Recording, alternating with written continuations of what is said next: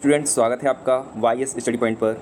आज हम एक अगस्त की करंट अफेयर्स करने वाले हैं। तो चलते हैं अपने पहले क्वेश्चन की तरफ। आज का हमारा पहला क्वेश्चन है, पेरिस ओलंपिक 2024 में मनु भाकर ने किसके साथ मिलकर मिश्रित टीम इवेंट में कांस्य पदक जीता है? With whom did Manu Bhaker win the bronze medal in the mixed team event at the Paris Olympic 2024? Sarabjot Singh, Vijay Kumar, Arjun Babuta, Abhinav Deswal. तो इस क्वेश्चन का राइट आंसर हो जाएगा option number A, Sarabjot Singh. तो हाल ही में पेरिस ओलंपिक में मनु भाकर ने सरबजोत सिंह के साथ मिलकर मिक्स्ड टीम इवेंट में कांस्य पदक जीता है, यानी कि ब्रॉन्ज मेडल जीता है। इसके बारे में और देख लेते हैं। पेरिस ओलंपिक 2024 में भारत का ये दूसरा पदक है। 10 metre air pistol mix team event में ये पदक जीता है मनु भाकर और सरबजोत सिंह ने मिलकर। भारत ने ओलंपिक में पहली बार निशानेबाजी में मिक्स्ड इवेंट में पदक जीता है। तो मिक्स्ड इवेंट में ये पहली बार एक मेडल जीता गया है। इसमें मनु भाकर ने 10 मीटर एयर पिस्तौल में एक ब्रॉन्ज मेडल पहले से जीता हुआ था, यानी कि इससे पहले जो इवेंट हुआ था 28 तारीख को, उसमें भी एक ब्रॉन्ज मेडल जीता था इन्होंने। और ओलंपिक में शूटिंग में पदक जीतने वाली वो पहली भारतीय महिला बनी थी। तो ये भी याद रखना है कि ये पहली महिला हैं जिन्होंने ओलंपिक में शूटिंग में मेडल जीता हो कोई। अब आज़ादी के बाद ओलंपिक के एक ही संस्करण में 2 पदक जीतने वाली पहली भारतीय भी यह बन गई हैं। तो पहली भारतीय बन गई, पहली भारतीय महिला नहीं, पहली भारतीय बन गई हैं कि एक ही संस्करण में 2 पदक जीतने वाली। इससे पहले नॉर्मन प्रिचर्ड ने 1900 ईस्वी में पेरिस ओलंपिक में 2 पदक जीते थे। पुरुषों की 200 मीटर दौड़ और 200 मीटर बाधा दौड़ में रजत पदक जीता था। नेक्स्ट क्वेश्चन की बात कर लेते हैं। हाल ही में इंग्लिश चैनल को सफलतापूर्वक पार करने वाला सबसे कम उम्र की पैरा तैराक कौन बन गए हैं? नईमा खातून, नीना सिंह, जिया राय, रश्मि शुक्ला। तो इस क्वेश्चन का राइट आंसर हो जाएगा ऑप्शन नंबर सी, जिया राय। तो जिया राय इंग्लिश चैनल को सफलतापूर्वक पार करने वाली कम उम्र की पैरा तैराक बन गई हैं। इनके बारे में और जान लेते हैं। जिया राय के नाम भारत को श्रीलंका से अलग करने वाली पाक जलडमरू मध्य यानी कि पाक स्टेट को पार करने वाली सबसे कम उम्र और सबसे तेज़ तैराक होने का विश्व कीर्तिमान भी इनको मिला है। 2022 में इन्हें पीएम राष्ट्रीय बाल पुरस्कार से भी सम्मानित किया जा चुका है। इंग्लिश चैनल ये कहाँ पर है? ये अटलांटिक महासागर में है। ये दक्षिणी इंग्लैंड और उत्तरी फ्रांस को अलग करती है, यानी कि जोड़ती है उसको, या फिर कह सकते हैं अलग करती है उसे। इंग्लिश चैनल तैर कर पार करने वाली पहली भारतीय कौन थी? तो मिहिर सेन थे, जिन्होंने 1958 में किया था ये कारनामा।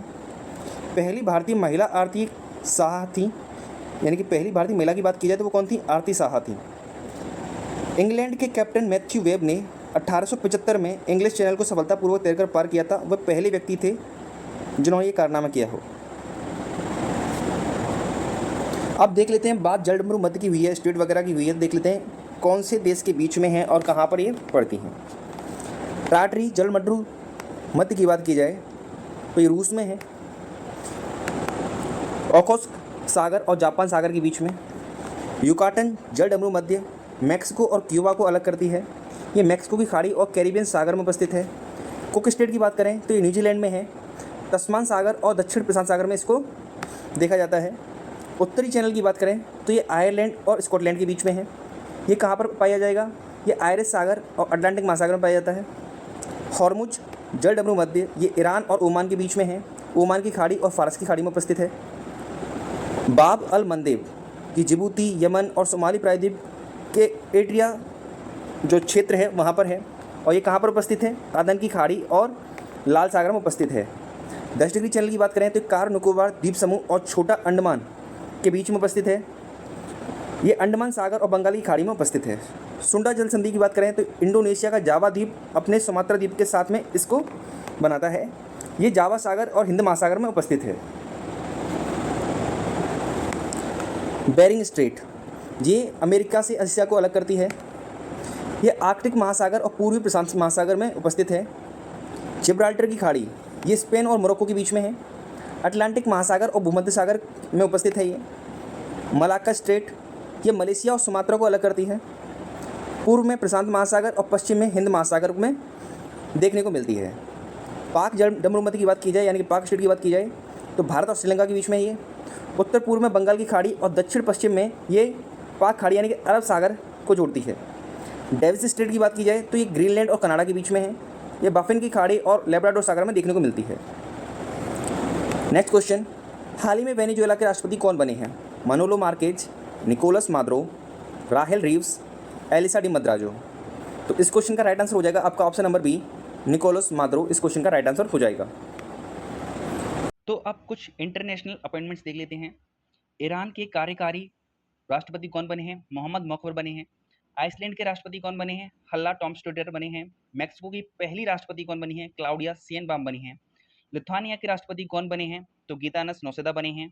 चाड के प्रधानमंत्री कौन बने हैं? अल्ला माय हालिना बने हैं। चाड के राष्ट्रपति की बात हुए तो यहाँ पर महामद इद्रिस देवी बने हैं। वियतनाम के राष्ट्रपति बने हैं टू लेम। क्रोएशिया के प्रधानमंत्री कौन बने हैं? आंद्रेस प्लेंकोविक बने हैं। स्कॉटलैंड के फर्स्ट मिनिस्टर कौन बने हैं? जॉन स्वीनी बने हैं। पनामा के राष्ट्रपति कौन बने हैं? जॉस राउल मुलिनो बने हैं। सिंगापुर के प्रधानमंत्री कौन बने हैं? लॉरेंस वोंग बने हैं। आइसलैंड के प्रधानमंत्री कौन बने हैं? बनर्जी बेनेडिक्सन बने हैं। स्लोवाकिया के राष्ट्रपति कौन बने हैं? पीटर पेलेग्रिनी बने हैं। मिस्र के तीसरी बार राष्ट्रपति बनने वाले कौन व्यक्ति हैं? ये अब्दुल फतेह अल सीसी हैं, जो लगातार तीसरी बार राष्ट्रपति बने हैं मिस्र के। और देख लेते हैं, डेमोक्रेटिक रिपब्लिक ऑफ कॉन्गो यानी डीआरसी के पीएम कौन बने हैं? जुडिथ सुमिनवा तुलगा बने हैं। सेनेगल के राष्ट्रपति कौन बने हैं? बासिरो डियोमो फाए बने हैं। पुर्तगाल के पीएम कौन बने हैं? लुइस मोंटेनेग्रो बने हैं। नेक्स्ट क्वेश्चन, 2025 में पुरुष एशिया कप की मेजबानी कौन सा देश करेगा? Which country will host the men's Asia Cup in 2025? India, Sri Lanka, Bangladesh, Pakistan. तो इस क्वेश्चन का राइट आंसर हो जाएगा ऑप्शन नंबर ए, इंडिया। तो इंडिया में पुरुष एशिया कप होगा, ये आपको याद रखना है। नेक्स्ट क्वेश्चन, हाल ही में विश्व मानव तस्करी निरोधक दिवस कब मनाया गया? 27 जुलाई, 28 जुलाई, 29 जुलाई या 30 जुलाई? तो इस क्वेश्चन का राइट आंसर हो जाएगा आपका ऑप्शन नंबर 30 जुलाई। तो 30 जुलाई को विश्व मानव तस्करी निरोधक दिवस मनाया गया है। इस बार की थीम क्या है? तो इस बार की थीम है leave no child behind, leave no child behind. 28 तारीख को हमने एक चीज़ छोड़ दी थी, उसको भी कर लेते हैं। 28 तारीख को क्या मनाया गया? विश्व प्रकृति संरक्षण दिवस मनाया गया। इसकी थीम क्या थी? लोगों और पौधों को जोड़ना, वन्य जीव संरक्षण में डिजिटल नवाचार को खोज करना। नेक्स्ट क्वेश्चन, देश के पहले डूबे हुए संग्रहालय का उद्घाटन कहाँ किया गया? इंदौर, लखनऊ, दिल्ली, हैदराबाद। तो इस क्वेश्चन का राइट आंसर हो जाएगा ऑप्शन नंबर सी, दिल्ली। तो देश के पहले डूबे संग्रहालय का उद्घाटन कहाँ पर हुआ है? दिल्ली में हुआ है। अब बात संग्रहालयों की हुई है, तो देख लेते हैं जो भी संग्रहालय नए बने हैं और जो न्यूज़ में रहे उनके बारे में देख लेते हैं। पहले ऑन साइट स्थल संग्रहालय की बात की जाए, पहले ऑन साइट स्थल संग्रहालय की बात की जाए तो ये कहाँ पर बना है? तमिलनाडु के थूथुकुडी जिले में आदिचनल्लूर जो एक साइट है वहाँ पर बना है। उत्तर प्रदेश के अयोध्या में एक मंदिर संग्रहालय बनाया गया। विश्व का सबसे बड़ा म्यूजियम कहाँ बनेगा? तो ये भारत में बनेगा, नई दिल्ली में, जिसका नाम होगा युगे युगीन भारत राष्ट्रीय संग्रहालय। हड़प्पा संस्कृति का सबसे बड़ा संग्रहालय कहाँ बनेगा? ये हरियाणा के राखीगढ़ी में बनेगा। और राखीगढ़ी ये अपने आप में इंडस वैली सिविलाइजेशन की यानी कि सिंधु घाटी सभ्यता की भारत में सबसे बड़ी साइट है। इसरो ने किस नाम से अपना पहला वर्चुअल स्पेस म्यूजियम लॉन्च किया है? तो स्पार्क नाम से लॉन्च किया है। देश का पहला फिश म्यूजियम कहाँ बनेगा? तो अरुणाचल प्रदेश में बनेगा। भारतीय सेना देश का दूसरा पनडुब्बी संग्रहालय कहाँ बनाएगी? तो ये पश्चिम बंगाल में बनाएगी। देश का पहला और विश्व का दूसरा इन्फेंट्री संग्रहालय का उद्घाटन कहाँ पर किया गया? तो इंदौर में किया गया। भारत का पहला डिजिटल फूड म्यूजियम कहाँ खुलेगा? तो तमिलनाडु के तंजावुर में खुलेगा। भारत का पहला श्रमिक आंदोलन संग्रहालय कहाँ खुलेगा? तो केरल के अलप्पहा जिले में खुलेगा। भारत का पहला ओपन संग्रहालय यानी कि ओपन रॉक म्यूजियम ये कहाँ पर खुला? हैदराबाद में खुला। देश का पहला कार्टोग्राफी संग्रहालय का उद्घाटन कहाँ किया गया? तो उत्तराखंड के मसूरी में किया गया। भारत के पहले खुले संग्रहालय यानी कि ओपन म्यूजियम शहीदी पार्क का उद्घाटन कहाँ पर किया गया? न्यू दिल्ली में किया गया। इंटरनेशनल म्यूजियम डे कब मनाया जाता है? 18 मई को मनाया जाता है। ये कुछ बेसिक फैक्ट्स थे, ये आपको याद रखने थे। नेक्स्ट क्वेश्चन पर आते हैं। हाल ही में वी वेंकैया एपिग्राफिक पुरस्कार 2024 से किसे सम्मानित किया गया है? Who was awarded with the Venkaiah epigraphic prize 2024? Kamala Pujari, K Chockalingam, V Vedachalam, doctor Arpit Chopra. तो इस क्वेश्चन का राइट आंसर हो जाएगा option number C, V Vedachalam इस क्वेश्चन का राइट आंसर हो जाएगा। अब एपिग्राफी होता क्या है इसके बारे में जान लेते हैं। ये होता है अभिलेखों का अध्ययन होता है, इंग्लिश में बोलते हैं स्टडी ऑफ इंस्क्रिप्शन है। प्रसिद्ध तमिल पुरालेखक और इतिहासकार वी वेदाचालम, जिनको अभी 2024 के लिए वी वेंकैया एपिग्राफी से पुरस्कार सम्मानित किया गया है। अब बात कर लेते कुछ अवार्ड्स की। डॉक्टर सी नारायण रेड्डी राष्ट्रीय साहित्य पुरस्कार किसको दिया गया है? तो शिव शंकरी को दिया गया है। ये एक तमिल लेखिका हैं।